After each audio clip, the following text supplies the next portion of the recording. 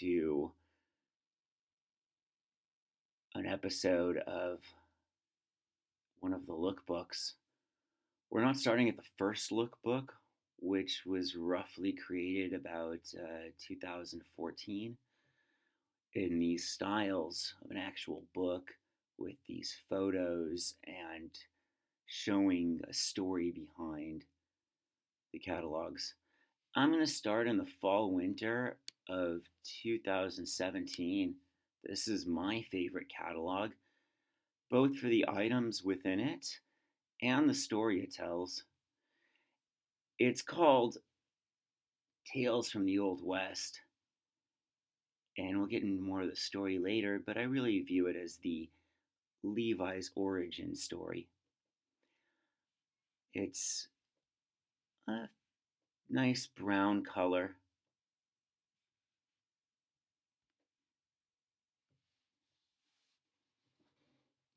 And we start out in the first few pages just listing some of the credits. You see the models of Tales of the Old West, photographer, and then showing some of these old factory photos, anything they can find from the vault of its close representation, not only of the focus of this Levi's time, which is really about 1880 through to the early 20th century. We'll even see some items from the 1920s, but we're really focusing on the last quarter of the 19th century. And of Levi Strauss on the left. There's nice mutton chops, usually in a bow tie.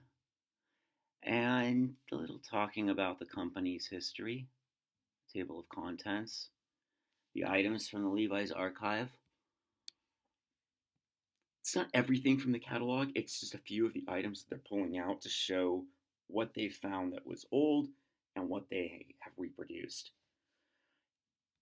Then we have the Tales of the Old West, the story behind the lookbook that I think just really takes these into the next level.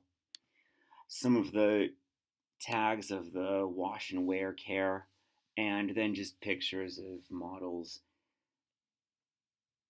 a little more modern wearing the clothes versus in the setting of this Old West. Here we will have a page of all of the labels that they use. And if you have some of these items, you'll notice these labels in there. They don't use the straight Levi's tag every time. They might use a Menlo tag. They might use a Sunset or one of their sportswears. Something that's associated with Levi's, but one of their other labels. And in this one, we'll see a lot of the Sunset and the El Royale are the only ones. I really like this El Royale women's shirts, I think. We'll see a couple in there. First item we view are the 1880 Nevadas.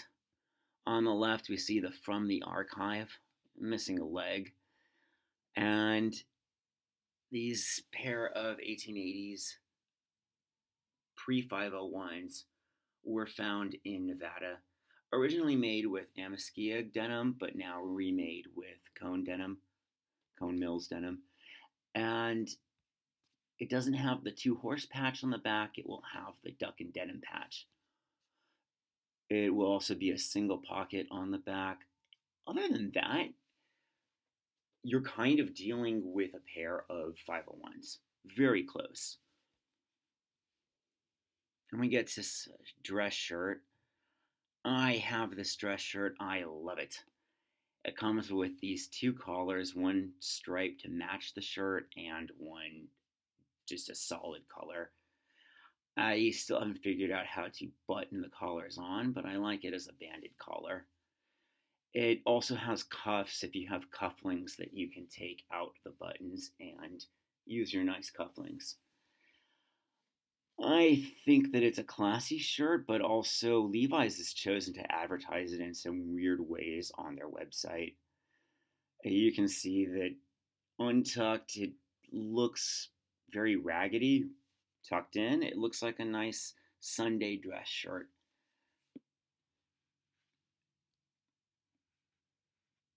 And then the Cambry shirt, which you can see that they recreated with the same discretion, and I'm not sure why.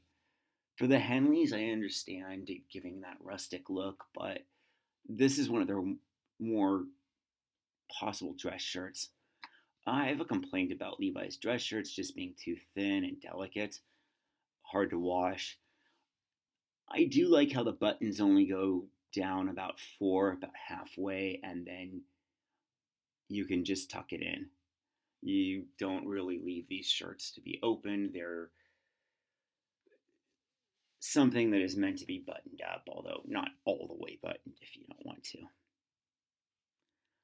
Call it pullover shirts. And being made with a natural indigo is nice.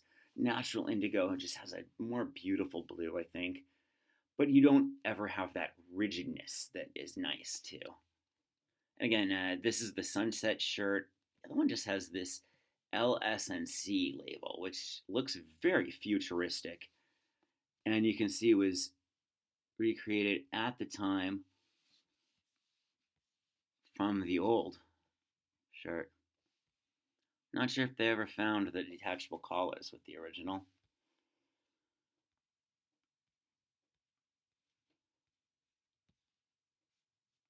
And then we get to another shirt that's kind of a cross between having a pleated blouse and just a thin denim shirt. You can see the cloth patch reminiscent of 201 jeans in 1890, and of course it's the 211. 2 series is the still selvage items, but made somehow inferior to the 5 series. Other items to look at. They went from the duck denim, which is this orange cloth closely related to canvas, to what they're calling their oilcloth label. Cotton linen, very breathable, wonderful in the summer. This is a sack coat, a one pocket sack coat. Really nice for, made for doing chores around the house or wherever you're doing your work. They also make a pair of uh, bib overalls that I think just work really well on as a girl's style more than as a men's, even though they are made for men's. This is okay. I would consider it more like a smock, something you kind of throw over a sweater if you're wearing it in the winter, or it's just something you keep with you to kind of throw on. It has a nice look. The cotton is actually what you would see a chef wearing, except it's more square pattern, checkered, than houndstooth. And then we are in the tale of the Old West. Most of the items you would buy from each of the catalogs will come with a little tag that is unique to each collection. This one you'll get the Tales of the Old West. I have about 3 of these, and I don't have this picture. They have another picture with some miners. Throw that up on the screen. But it's just a nice little accommodation for each little story to add into it. And you can read the handwriting, Tales from the Old West. The term Old West is generally defined as lands west of the Mississippi River. When news of the California gold rush reached Levi Strauss, he joined the thousands making the journey west to find their fortune. While others panned for gold flaked prosperity, Strauss was perfecting his XX waist overalls, which in 1890 would be given the lat number 501. They became the uniform of cowboys, cattle hands, and frontiersmen that helped form the West. For fall 2017, Levi's Vintage Clothing pays tribute to those first customers of reproduces some of the oldest juices from the LSNC archive. And I gotta say, this is the story that I think is the origin story, what people were starting to come to terms with ordering a pair of Levi's. These are the first people who are, hey, give me a pair of Levi's. Hey, where are my Levi's? Hey, I need to stitch my Levi's. Hey, I'm too fat for my Levi's now. In my will, I bequeath my Levi's. What they would have been calling them at the time, they still would have been using words like overalls or some kind of local dialect in each one. It could have been your trousers, they could have been your blue trousers, they could have been some of these other items as we're getting to it. And the pictures in here are just breathtaking. Views from, what I'm guessing are Nevada, Idaho, Wyoming, the Great Basin of California, but also could be the Central Valley in California. These characters we're going to meet, we definitely have a guy in the Stetson hat with the big mustache, seems to be the patriarch of the group. And then a younger cattle hand, you could say, an assistant who seems to be on some run of the law, has a checkered past. I believe the woman is his wife or sister or daughter. We do not know, nor are we going to get too involved with that. But it will say the clothes they're wearing, even if you can't see it. So she's wearing a grandfather shirt customized with an 1880s triple pleated blouse. That's the predecessor to the 506 jackets. And I apologize. Her shirt is the 1880s pleated blouse, and she's got a Type 136 blanket line jacket, along with a pair of 1915s. And he has his sack coat, and his shirt is a 211, what we looked at, with a pair of 1920s cords. And then you can see he's got his garanchos over there. Nice poncho. And we get into these photos, which just breathtaking. These Old West photos that you would go to an amusement park and put on some clothes. But these are the clothes that you would actually want to do that with, not some kind of carnival cheaply made costume items. Wonderful old sepia tone photos. Only known photograph of scalp hunting frontiersman Henry McCulloch, also known as the Destroying Angel, Joplin, Missouri, 1881. Totally recreated photo. Love that it goes with the items.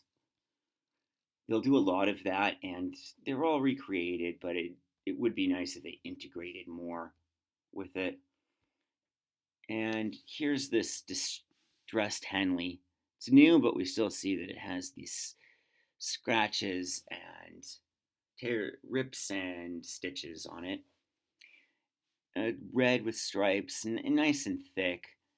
I've never found one my size, and on the lookout. This man holding a chicken is just going. It's excellent. Excellent. True acting skills here. Again, wearing the same clothes. And here's one of these. These are the 1915s that are heavily distressed. I think they also make 1906 ones.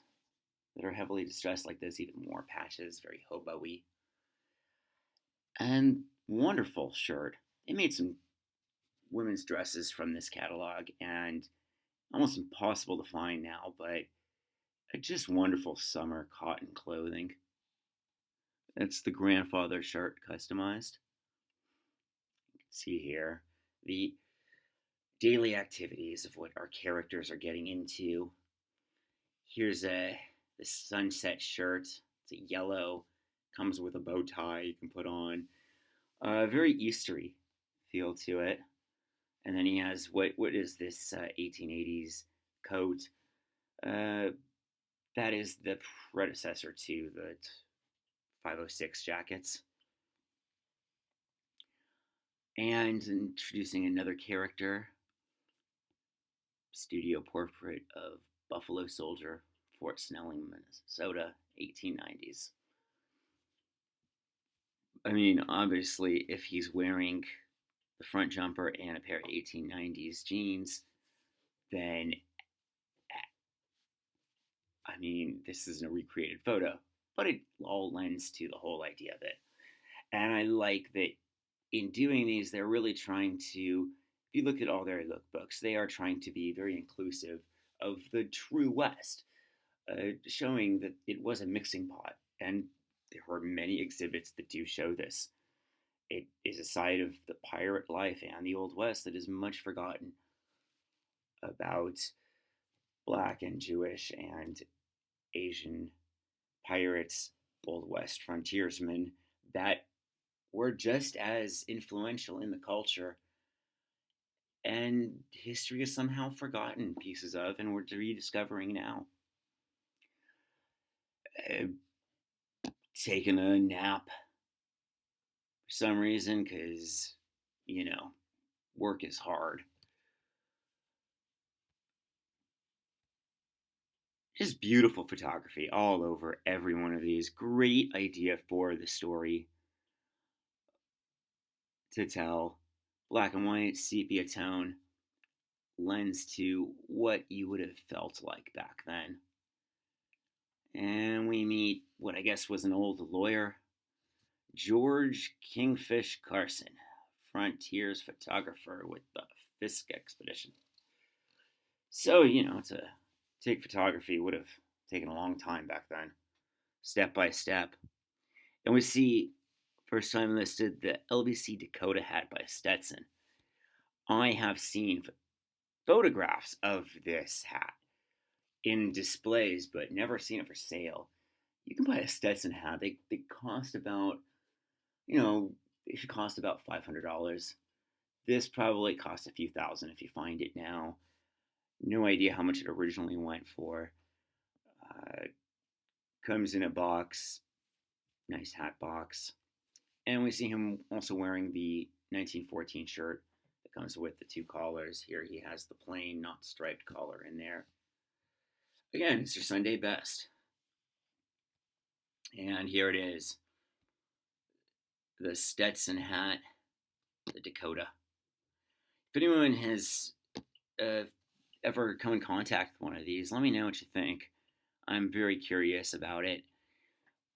Very high. It's a very tall hat. And I'm laughing at it. You can see on the shirt, he puts what looks like a pearl button in there. And yes, you can put your own button in there, just like on the cufflinks. I think it looks a little, it's a little Victorian, even for my style that wants to dress like this. And I am in love with this photo. This is my favorite of it all. It's just like American Gothic, Levi's origin style. And that dress, see, it's a beautiful summer dress. It's a nice pullover. It can be a home cotton smock, or it can be something that you're going to a festival with. Very reminiscent of the times, but also in a classic way that just hasn't changed. And that's the idea of Levi's. It doesn't change. It changes but doesn't. And I don't know why they don't list what she's wearing. Shirt dress, customized shirt dress from the fall 2017 catalog. A young Navajo man, northeastern Arizona, 1878, of course, wearing some Levi's. Pair of 1890 501s and a Sunset Henley shirt with what looks like has a scarf in there. But gorgeous old photography. I mean, it, it's only with modern apps that we really can experience this on a mass level, because it's otherwise you would have had to take this, you would have had to get special film, special developing, and your local photographer printing place wouldn't have done this. This would be considered art photography 20 years ago. I'm not sure what he's going to shoot. Could be hunting, could be sending out a warning call for breakfast. And here's some panners panning for gold. You know, these holes, they happen. You get water in there, and where your Levi's rip is where they really try to fix them at first. But where you get Levi's ripped in an urban setting is a lot different. But of course, the crotch has a rivet because it ripped there. Knees, they would rip, but they're stitchable, patchable. And it would last longer than the relative clothing. And we can see items here all the way up to 1950s shorthorn shirts. So that's, you go from 1880s and 1950s, you're combining 70 years of styles into one outfit. Plus, you can wear something even from a modern era, and it all goes together. There's some sunglasses on there, and you're still just fitting into today's society without looking out of place. But if you want to go for a little costuming, you can. Tintype of young cowboy, pleased and proud to have gone to Texas. 1880s jeans and the pullover shirt. Oh, an 1890s pullover shirt. I don't believe I've seen this one. Big one pocket. And here's what I guess is a little too reminiscent of the Muse music video, Writers of Cambria or something. But we can see that we have one of our stage hands, I think, on the left, is meeting up with an old acquaintance, and a nice smirk, very serious, playing some cards. Oh, got a gun under the table. Didn't see that coming. No wonder you smile. Add a little humor to the scene of what we think. Look at the guy on the right. We see a nice pair of suspenders. Loving the leather straps here, which are snapping on to an O-ring, and then I guess it's cloth. I'm not big on Levi's suspenders or belts. I will talk about why I don't like them later dates, but yes, we can see cloth suspenders. I prefer leather, not leather, but yeah, it definitely lends to the scene. And some old currency. It looks like they made some Levi's currency. Be more curious to find what that is in detail. Little details they should have made are like a deck of cards from it, the vintage deck of cards. Vintage bottles to go with it. Would have lended more to the overall collection of it. And Belle Lily Doolin, The Wayfair Sister Tavern, Tombstone, 1889. And if you're familiar with Tombstone, and it was a city with lots of gambling and prostitution, nice little view of each of the characters we're encountering walking a day in this time period. had you been in the west of America, Great Basin and Southwest deserts. And she is wearing the El Real short sleeve shirt. It's a creamy white with this wonderful flower lace. There's also the long sleeve yellow, which I got for my wife and think she is so beautiful in it. I'd love to find one of these, but it is just a wonderful shirt, a wonderful Henley and short sleeve, nicer than a t-shirt. Delicate but wonderful. And some of the work, I guess fur trading work they would have done.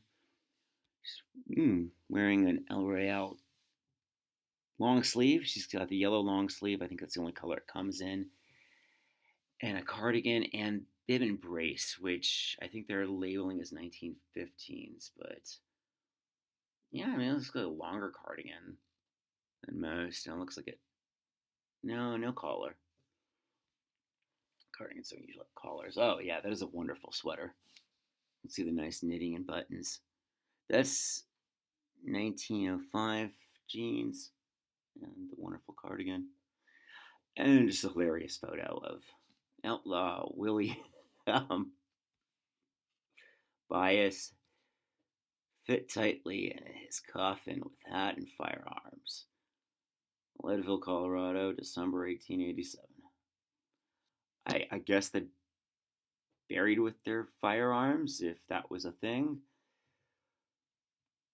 And yeah, to be buried in a pair of Levi's, that is my dream.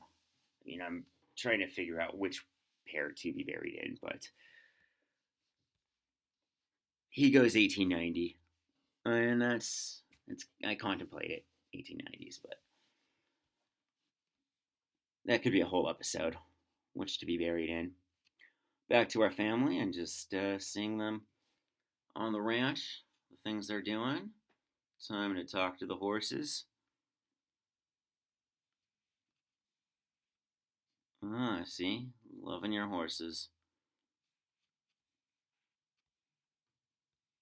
Unidentified farm workers, Thomas County, Kansas, late 1800s. And bib and brace with Henley. Yeah, this could be the cloth ones.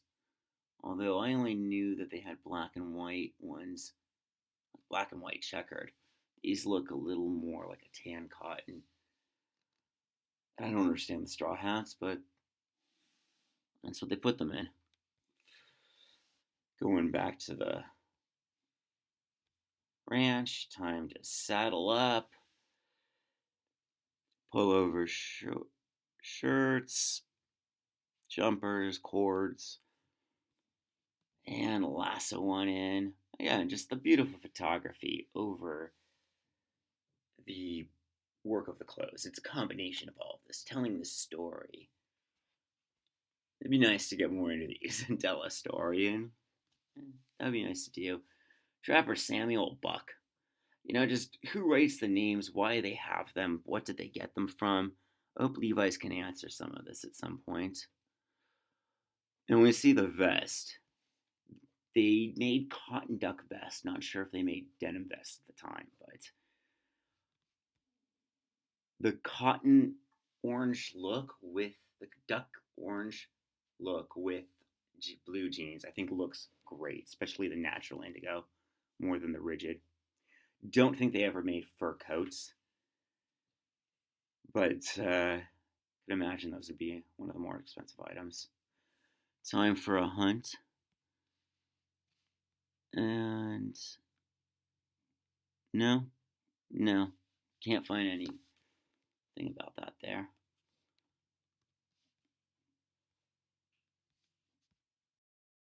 And just this beautiful 19th century photography style is landscape. It's really getting into the heart of what Levi's meant to be when they made their clothing, and what I think a lot of generations looked back upon as being the origin of Levi's, even though later points in the history I think are just as momentous and powerful to the story of why people are attracted to Levi's. And this book is dedicated to the work of photographer George Kingfisher Carson, 1824 to 1907. No record of him online. Can't find if this is one of their, if this is my own research or if they just made up this character for it. But a little tribute to what they consider their story. Then the wash guide. I will talk all about how to deal with shrink to fit Levi's jackets and jeans. But I love these old cartoons, definitely 1950s-esque. And with strength and ease, they always please. Some of the old slogans they used to use. Here we have a model that's supposed to look like Picasso, and we'll see Einstein in another one. I think they're playing off of that as if Picasso probably wore Levi's, but it's definitely an actor. And I'm wearing 47 501s, and that 1880s triple pleated blouse.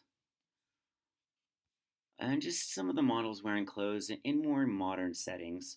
Some of these I think are models, and some of them are just other people who they wanted to include in them, lifestyle affiliates or people who are associated in some way with being sponsored by Levi's.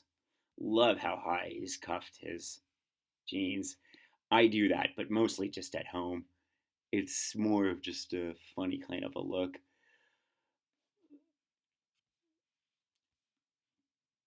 And that pretty much takes it down to the end of the catalog. They redid the Menlo jacket, the Einstein one. Again, with an actor looking like Einstein, not the real Einstein. But I think they introduced the black one this year, and the brown original was the year before. And by the end, we just scroll through these pictures. They seem to kind of be the same throughout each lookbook.